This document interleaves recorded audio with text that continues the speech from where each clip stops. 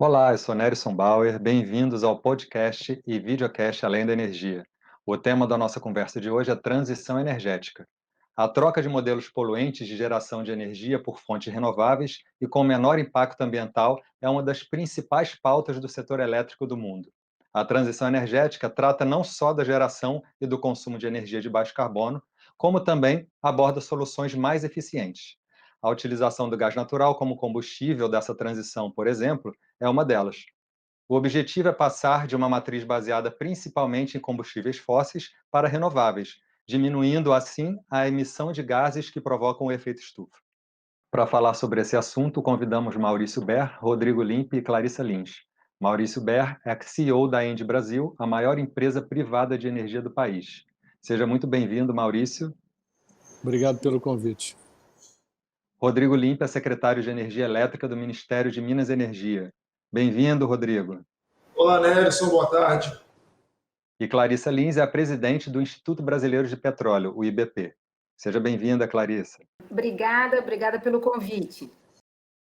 Rodrigo, eu gostaria de direcionar a minha primeira pergunta para você. A transição energética é um desafio global. Atualmente, muitos países, principalmente os desenvolvidos, já estão avançando significativamente nesse caminho. Como o Brasil está inserido no contexto da transição energética e quais são as principais iniciativas nesse sentido no país?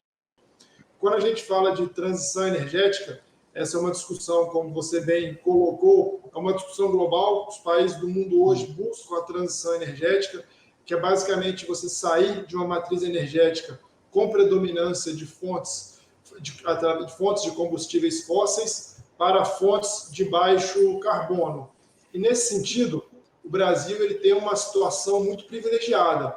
Quando a gente fala de matriz energética de forma mais ampla, o Brasil tem hoje cerca de 45% de sua matriz a partir de fontes renováveis. E quando a gente fala de eletricidade, a situação do Brasil é ainda melhor.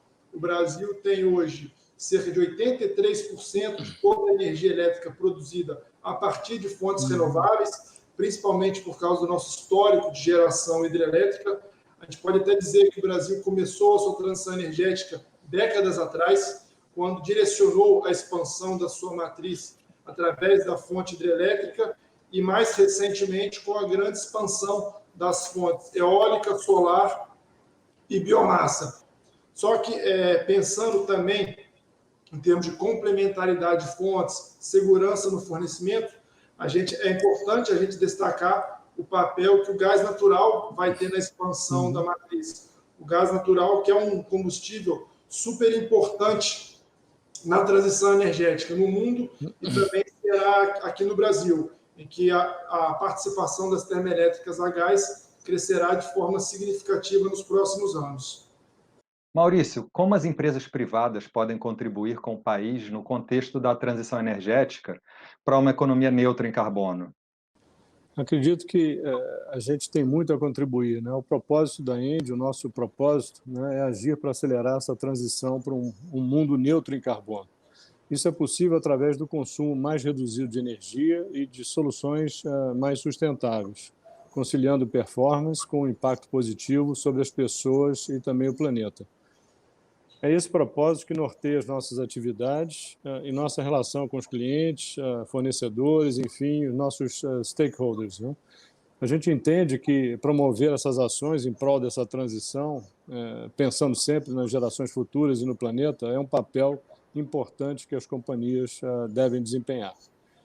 Posso dar alguns exemplos, né, do que a gente tem feito recentemente, né, aqui no Brasil, a geração de energia renovável, por exemplo, através das nossas usinas. Hoje temos aí 10 gigawatts em operação, então, sejam hidrelétricas, eólicas, solar, né? Então, somente numa delas, né, que a gente tem associação com a Mitsui e com a Eletrobras, em geral, por exemplo, uma das usinas que investimos, né, ela evita a emissão de 6 milhões de toneladas de CO2 por ano, né?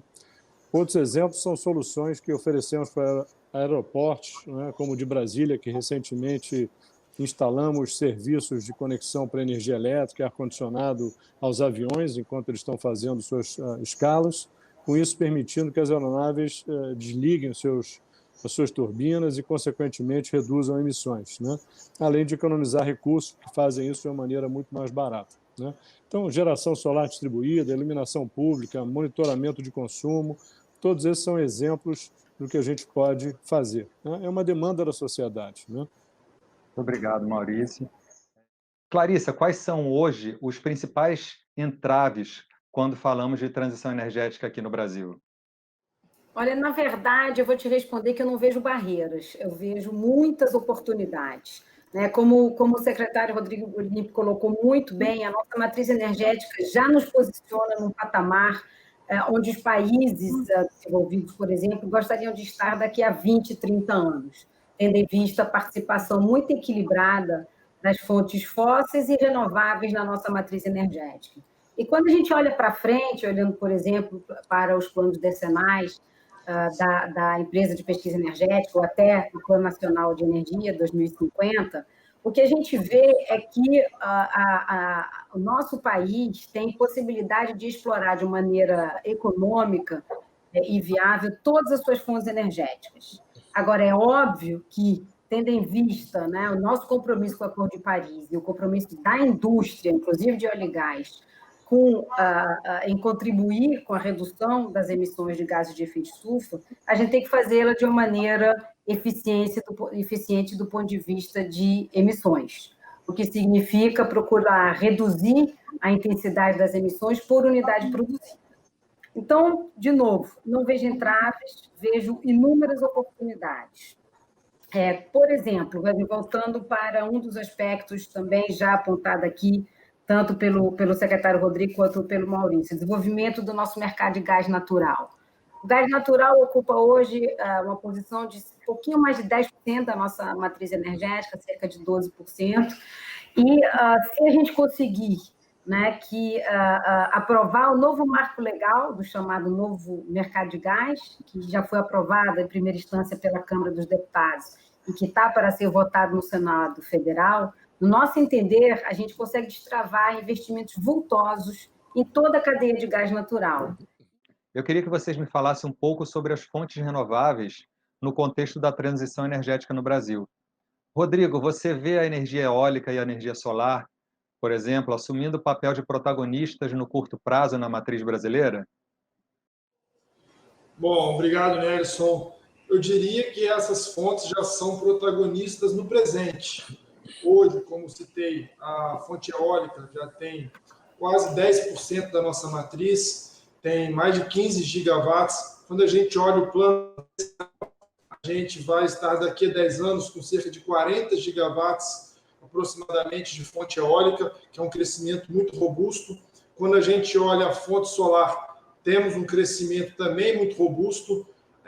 Somente em 2020, a geração distribuída vai ser a modalidade que mais vai crescer dentre todas as fontes, principalmente a partir da fonte solar. Nós devemos terminar 2020 com cerca de 4,5 GB de potência instalada de geração distribuída.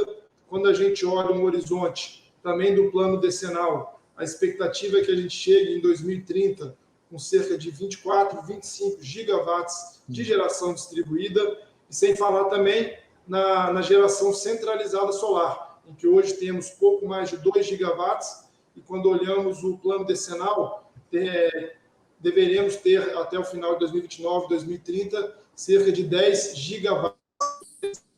Ou seja, essas fontes já são protagonistas no presente e continuarão protagonistas no futuro.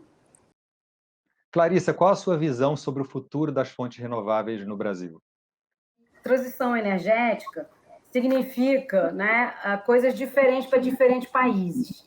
No nosso país, né, no Brasil, eu entendo que transição energética significa a gente poder aproveitar dos nossos recursos energéticos, dos nossos recursos naturais, de maneira eficiente, fazendo com que a sociedade caminhe para essa economia de baixo carbono, de maneira, de novo, custo competitivo. E lembrando sempre que o grande fator de emissão e de preocupação, quando a gente olha para o padrão de emissão brasileira, advém não do uso de energia, mas sim do uso da terra e aqui, notadamente, preocupação com o desmatamento, sobretudo ilegal. Então, por isso é que a gente entende que os próximos anos são prósperos e férteis para todas as fontes energéticas e que o gás natural tem um papel todo especial nessa contribuição para esse crescimento a caminho de uma economia de baixo carbono. Agora eu gostaria de saber de vocês, Maurício e Rodrigo, pensando a longo prazo, além de serem melhores para o planeta, as energias limpas são mais viáveis economicamente? Bom, a gente observou nos últimos anos uma redução muito forte nos custos dessas fontes renováveis, principalmente a eólica e a solar. Quando a gente olha para trás com a inserção da fonte eólica, principalmente lá desde o Proinfa, a gente observa uma queda muito significativa nos custos. Isso também tem observado com a fonte solar. Então, eu diria que hoje essas fontes já têm um grau de competitividade muito elevado. E a tendência é que, com o maior uso dessas fontes e o desenvolvimento de novas tecnologias, é que elas se tornem ainda mais viáveis economicamente. Exatamente, Rodrigo. Eu acho que você pontuou as mesmas questões. Eu acho que o nosso setor elétrico é um setor que se complementa, é um grande condomínio, né, em prol da natureza e da sustentabilidade, né? Eu acho que um dos principais motivos das energias renováveis serem tão importantes é o fato que elas são inesgotáveis, estão em constante ciclo de renovação, né? Além disso, as fontes de energia renováveis estão sempre se tornando cada vez mais economicamente viáveis. Já não se precisa mais daqueles subsídios que a gente tinha no início, quando precisávamos incentivar a indústria a se formar no Brasil, né? Com essa economia de escala, uma disseminação do seu uso e substituição aos combustíveis fósseis, isso já foi conseguido, né? Nós, na Índia, temos um amplo leque de opções de energias renováveis, como hídrica, eólica, biomassa, geração solar distribuída e também centralizada, né? Um pilar fundamental da nossa estratégia é a descarbonização, com foco exclusivo do nosso crescimento em geração de energia renovável. Temos aí uma meta global, por exemplo, de aumentar a nossa geração em renováveis de 3 a 4 gigawatts por ano. Então, é uma meta muito expressiva. Clarissa, quando você acha que vai acontecer essa transição de matriz energética, de fato, ou seja, de qual longo prazo nós estamos falando necessariamente para uma mudança significativa? Então, se eu olhar sobre o prisma histórico, eu te diria que a gente está sempre em busca, né, de novas fontes energéticas que nos atendam melhor. Agora, eu acho que o desafio posto pela sociedade é não abrir mão das fontes energéticas seguras, mas fazer com que elas tenham um menor impacto em termos de emissão de gases de efeito estufa. E o que, então, está posto, por exemplo, para a nossa indústria de óleo e gás é continuar a ser tão relevante em termos de segurança energética, mas sabendo lidar com o desafio das emissões. E por isso é que a gente tem que buscar descarbonizar a nossa indústria, e nesse quesito a indústria de óleo e gás aqui no Brasil está muito bem posicionada. Primeiro, todas as operadoras, as grandes operadoras que aqui atuam, já têm metas de redução de intensidade de emissões. O nosso óleo já é um óleo que tem baixo teor de emissão de carbono, e o gás associado a ele é exatamente esse gás que a gente mencionou ao longo de todo esse seminário, que vai impulsionar também uma parte da nossa reindustrialização, substituindo muitas vezes fontes mais fósseis, e que também vai ajudar a firmar fontes intermitentes. Eu queria falar um pouco sobre o impacto social que a transição energética pode provocar. Um deles é a geração de emprego e renda. Rodrigo, como o mercado de renováveis pode contribuir na geração de postos de trabalho no mercado brasileiro? Então, os investimentos em fontes renováveis, eles têm um enorme potencial economicamente as regiões onde são implantados.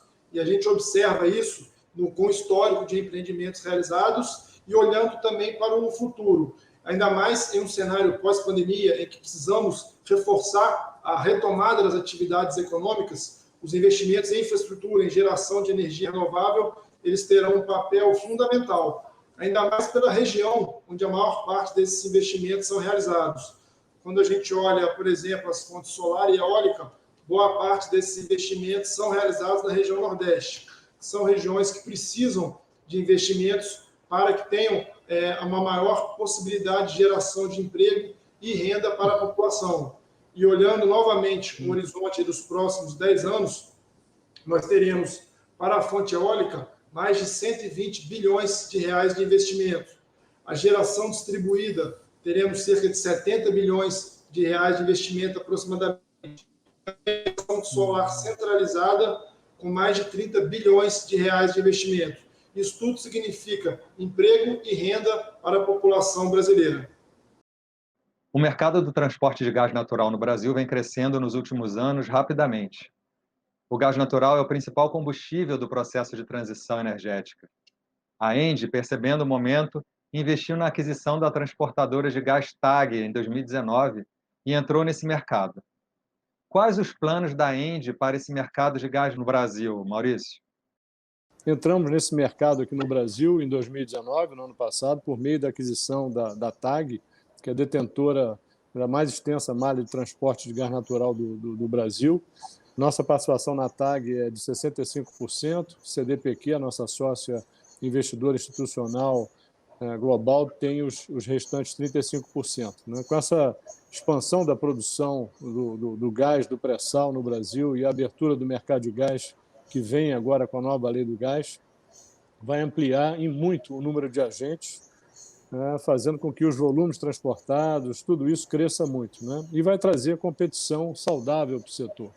A tendência é que o gás se torne competitivo, vai permitir que o país atraia indústrias, né, investimentos por meio de um ativo energético mais acessível. A gente espera que o Brasil possa atrair fábricas de fertilizantes e todos aqueles outros consumidores que a Clarissa bem pontuou, né? Eu acho que é uma indústria em expansão. A gente entende que o gás natural tem um papel super relevante por ser complementar às fontes renováveis que geram energia intermitente, né? Principalmente solar e eólica, ou também através do seu uso associado às hidrelétricas, né? Que acabam sendo a grande bateria do sistema, né?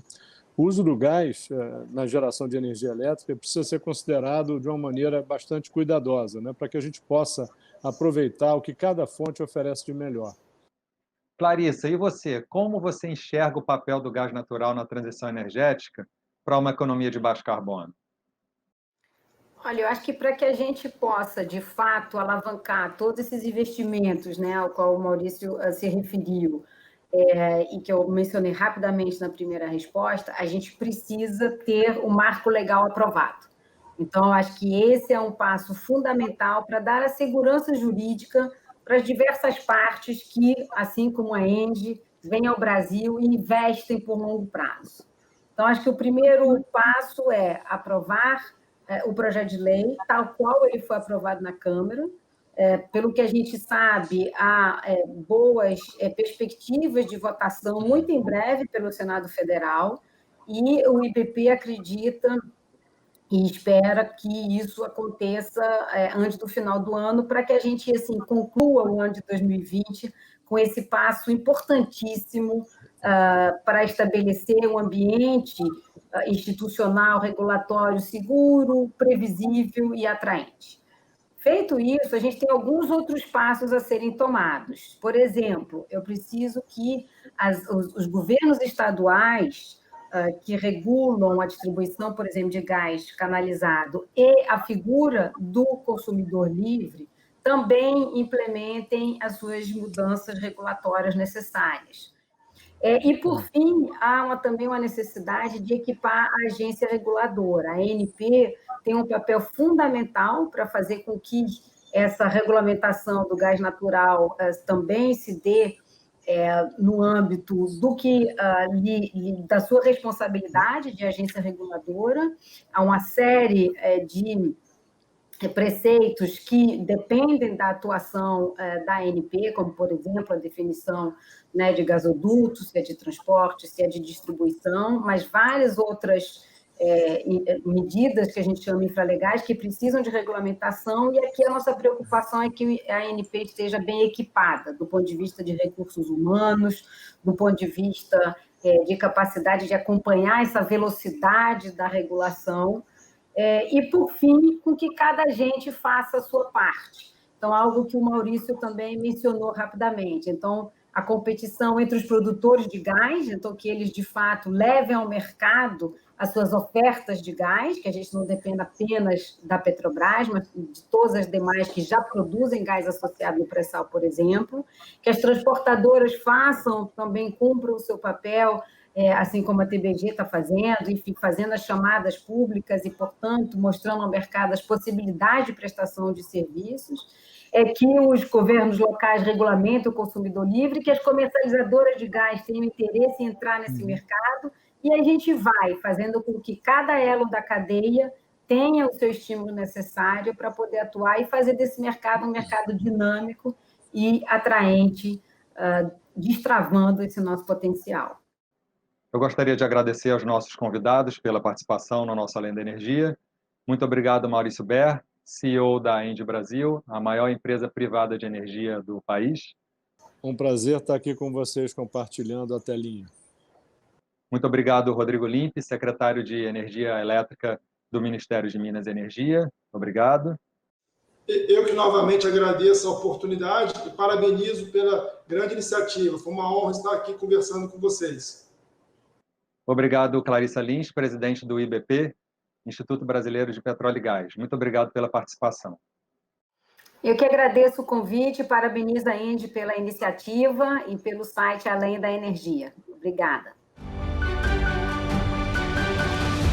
Vamos conhecer agora as notícias que vão além da energia. A ENGIE Brasil Energia registra lucro de R$ 490 milhões no terceiro trimestre de 2020. A empresa registrou alta de 28,7% em sua receita líquida, que somou R$ 3.208 milhões entre os meses de julho e setembro. Já o EBITDA foi de R$ 1.432 milhões. A elevação da receita se deve aos aumentos do preço de venda da energia. Usina de Itá comemora 20 anos em operação. A usina hidrelétrica Itá, localizada na divisa dos estados de Santa Catarina e Rio Grande do Sul, comemora 20 anos de operação. Pioneira no aproveitamento hídrico da bacia do Rio Uruguai, a hidrelétrica já produziu mais de 139 mil gigawatts-hora e já pagou mais de R$ 500 milhões em compensação financeira pelo uso do recurso hídrico, valor considerado histórico. ENGIE lança canal digital para gestão e negociação de contratos de energia no Mercado Livre. Batizada de Energy Place, a plataforma online pode ser utilizada por todos os agentes do mercado e tem como objetivo proporcionar mais conveniência, facilidade e segurança na compra e gestão de energia. Bom, é isso, pessoal. Esse foi o nosso podcast e videocast Além da Energia. Lembrando que você pode acessar o nosso hub de conteúdo em alemdaenergia.com.br para saber tudo sobre transição energética. Nós estamos no YouTube, no Spotify, no Deezer, no iTunes e no Google Podcast. Muito obrigado e até a próxima.